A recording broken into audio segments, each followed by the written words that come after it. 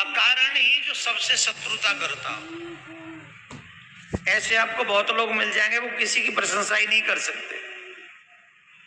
जिनसे कोई उनका बुरा नहीं हुआ वो उनको भी अपना शत्रु मानते, इतना द्वेष करते। तो जो बिना कारण किसी को अपना शत्रु मानते हो, सबसे बैर करते हो, ऐसे लोगों को भी अपने घर में, क्योंकि आज तुम्हारे साथ ठीक है, कल वो तुमको भी बैरी मान लेगा, वो तुम्हारे साथ मित्रता नहीं निभाएगा हमेशा। तो जो सबसे बैर मानता हो ऐसे व्यक्ति को भी घर में नहीं रुकना चाहिए। जो क्रूर हो, बहुत ज्यादा क्रोधी हो, क्रूर स्वभाव का हो, दया जिसमें हो ही ना, ऐसे व्यक्ति को भी घर में ज्यादा देर नहीं ठहरना चाहिए। जो निंदित वेश धारण करता हो, ऐसे लोगों को भी अपने घर में नहीं रुकने देना चाहिए। तो और यहाँ पर एक और चीज सीख लीजिए, बिना बुलाए कभी भी किसी के घर में नहीं जाना चाहिए। माता पिता गुरु भगवान ये विषय अलग है, कथा पंडाल अलग है, मंदिर अलग है, लेकिन बिना बुलाए किसी के यहाँ जाए, इंद्र भी चला जाए बिना बुलाए, उसका भी सम्मान घटता है। इसलिए इस बात का ध्यान रखें कि हमें अगर कोई आदर से बुलाए तो जरूर जाए। अभिमान नहीं है, वो स्वाभिमान है। बिना बुलाए न जाना ये अभिमान नहीं है, स्वाभिमान है।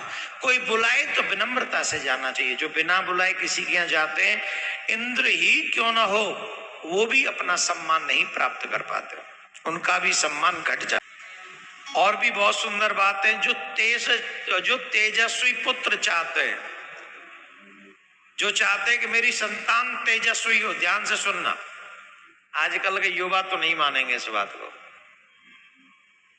उनको लगेगा क्या सिखा रहे हैं हम, बात तो जी सांची है। जो लोग चाहते हैं कि हमारे घर में तेजस्वी संतान उत्पन्न हो, ऐसे लोगों को, पति पत्नी को एक थाली में कभी भी भोजन नहीं करना चाहिए।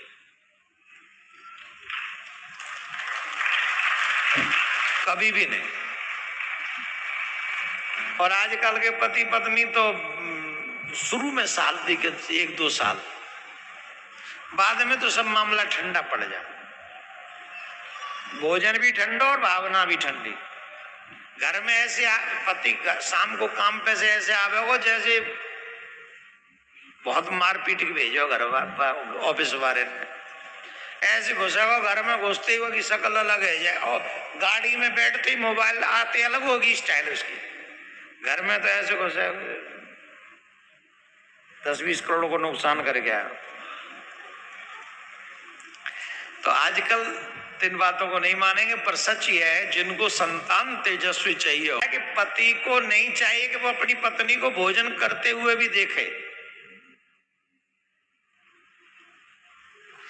पति अपनी पत्नी को भोजन करते हुए ना देखे, उसे आराम से भोजन करने दे। क्योंकि जब पति देखता रहेगा तो पत्नी, कितना ध्यान रखा ऋषि मुनियों ने, पत्नी भोजन कर ही नहीं सकेगी आराम से। पति जो गुरु गुरु के देख रहे होगा, वो जो कि जैने सोच ले ज्यादा खा रही है ना। तो इसलिए क्योंकि पत्नी ज्यादा काम करती है ना, मेहनत ज्यादा करती है, तो उसकी खुराक उस हिसाब से होनी भी चाहिए।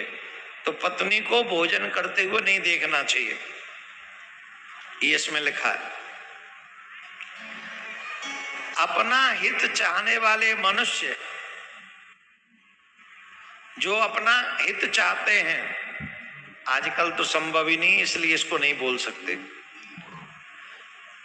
एक चीज बोल सकते हैं, अपने पैरों का धोया हुआ, जैसे पैर हम लोग बाथरूम में धोते हैं तो वो तो सीधा घर के बाहर ही जाता है, और जूठन भी घर में नहीं रखनी चाहिए। कई लोग माताएं बहन किचन में रखते हैं संभाल के, सारी रात वहीं पड़ा रहता है,